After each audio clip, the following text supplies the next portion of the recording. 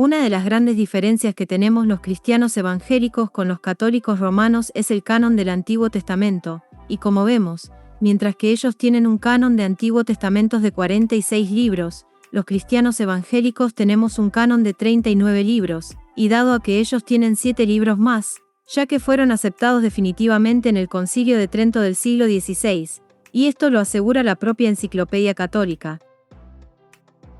Según la doctrina católica, el criterio próximo del canon bíblico es la decisión infalible de la Iglesia.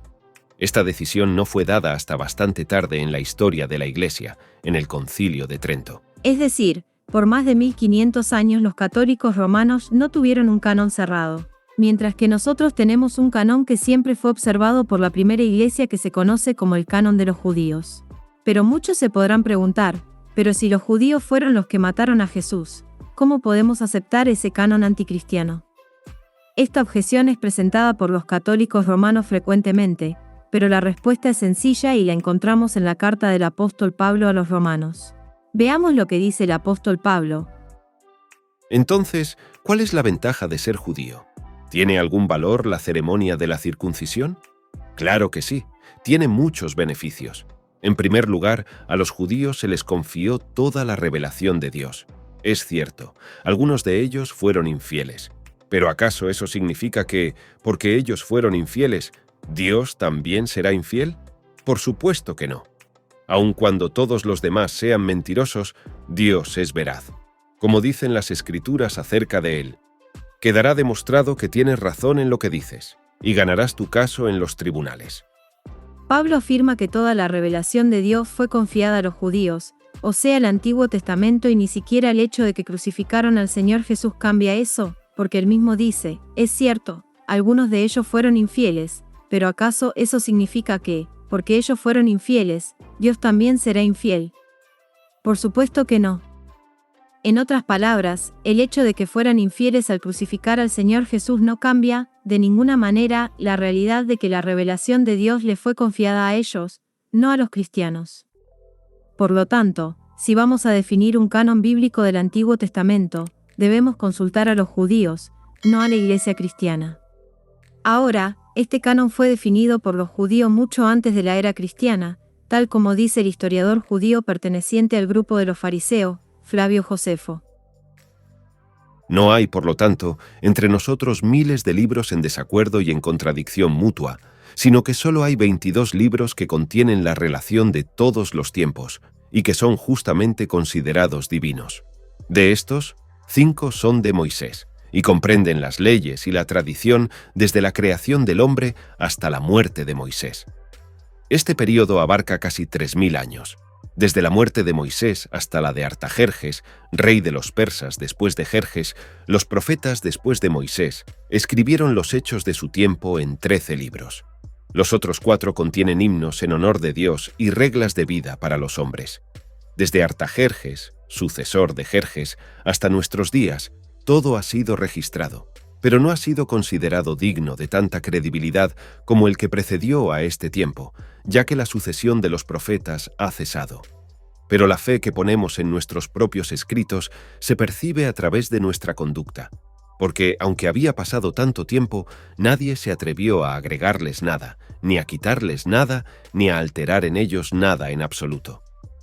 Estos 22 libros que nombra Flavio Josefo son los mismos que tenemos los protestantes hoy día, que contados por separados, suman los 39 libros que tenemos los protestantes hoy día.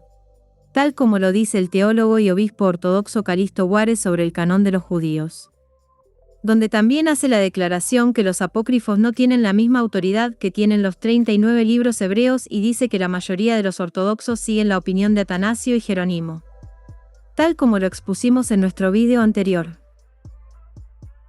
La versión hebrea del Antiguo Testamento contiene 39 libros. La Septuaginta contiene 10 libros más, no presentes en el hebreo, que se conocen en la ortodoxa Iglesia ortodoxa como libros deuterocanónicos.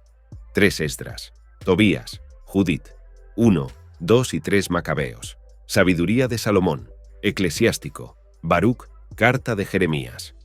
En Occidente, estos libros suelen denominarse llamados apócrifos. Estos fueron declarados por los concilios de Jasí, 1642, y Jerusalén, 1672, como auténticas partes de la Escritura. La mayoría de los eruditos ortodoxos de hoy en día, siguiendo la opinión de Atanasio y Jerónimo, consideran que los deuterocanónicos, aunque forman parte de la Biblia, están en un nivel inferior que el resto del Antiguo Testamento. Aquí el obispo ortodoxo deja claro que los judíos tenían un canon idéntico al que tenemos los protestantes hoy día. Estos 22 libros hebreos que suman 39 libros como tenemos los protestantes hoy día, son citados por los primeros cristianos como el canon de los judíos, es decir, los primeros cristianos reconocieron el canon de los judíos como el canon aceptado por la primera iglesia. Veamos sus declaraciones. Al explicar primero el Salmo, el Orígenes hace una exposición del catálogo de las Sagradas Escrituras del Antiguo Testamento, escribiendo textualmente lo siguiente.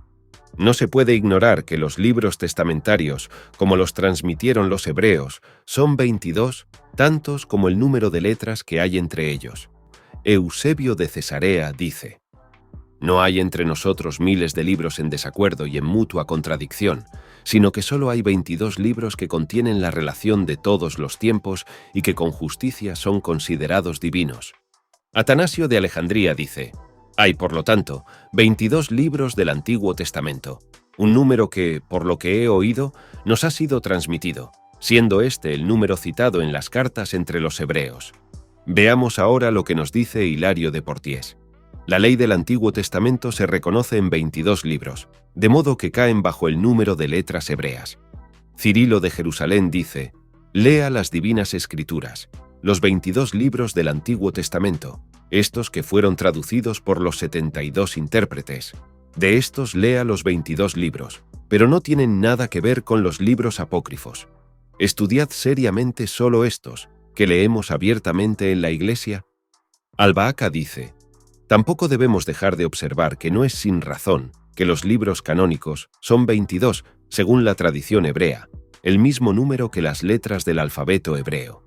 Porque así como las 22 cartas pueden considerarse una introducción a la sabiduría y las doctrinas divinas dadas a los hombres en esas cartas, así los 22 libros inspirados son el alfabeto de la sabiduría de Dios y una introducción al conocimiento de las realidades».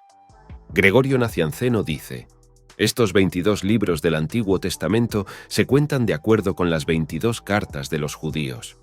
Que tu mente no se engañe con libros extraños, porque están circulando varias atribuciones falsas, pero debes ocultarme este número legítimo, querido lector». Jerónimo dice: «Y así también hay 22 libros del Antiguo Testamento, es decir, 5 de Moisés, 8 de los profetas, 9 de los agiógrafos, aunque algunos incluyen a Ruth y Quinot, Lamentaciones, entre los agiógrafos, y piensan que estos libros deben contarse por separado. Tendríamos así 24 libros de la ley antigua».